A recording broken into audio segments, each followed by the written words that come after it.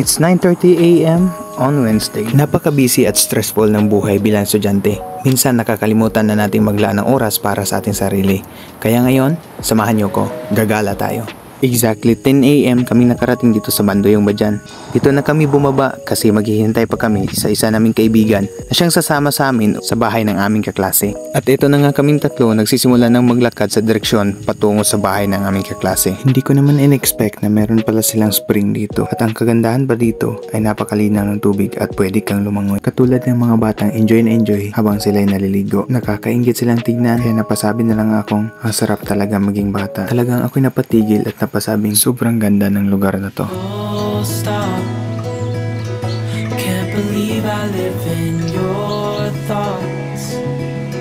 I think about you all the time, morning, evening, and midnight. Such a wonderful delight. Forgo, give up everything that I own.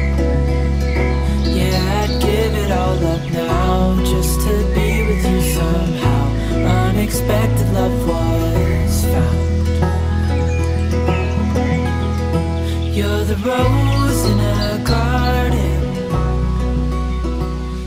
Siyempre, ipapakita ko naman ang sarili ko upang makilala nyo kung sino ang gwapong nasa likod ng camera. Char lang. At eto na nga, muntik pa kaming mawala kasi nakalimutan ng kaibigan namin kung saan yung daan. Pero buti na lang, nakarating din kami sa bahay.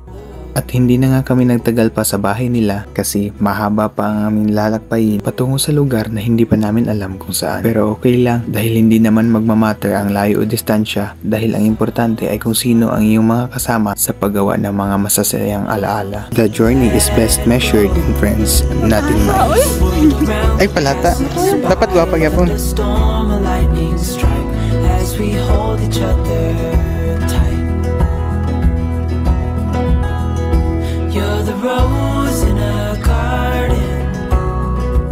Hindi pa nga kami nakarating sa eksaktong lugar, nagpaplano na naman kung saan gagala sa susunod. And I've come out here to say that I love you. At dito na nga at nauna silang umupo sa napili nilang spot dahil kitang-kita ang Badyan Island dito. Sa totoo lang, hindi naman talaga planado ang gala namin ito. Kung ako naman ang tatanungin, mas masaya ang gala kapag hindi planado. Kasi ang mga magagandang alaala ay nangyayari nang hindi natin inaasahan. Siguro, ang pinaka naging goal na lang namin dito ay ang makapag-relax sa tahimik at mapayapang lugar kung saan malayo sa magulong realidad. At ito na nga habang kami ay nakaupo at nagkukwentuhan at kanya-kanyang bahagihan ng karanasan sa buhay at masasayang alaala na nangyari sa buhay. Sa ganitong paraan, mas lubos pa naming nakilala ang isa't isa. You're the rose in a garden, and it shows if I'm honest. You're the leaves in mid-August, and I've come out here to say. Since it's already 5:39 na ng hapon, nag-decide na kaming umuwi dahil malayo pa ang aming lalakbayin patungo sa aming kanya-kanyang tahanan. Ay, nabati!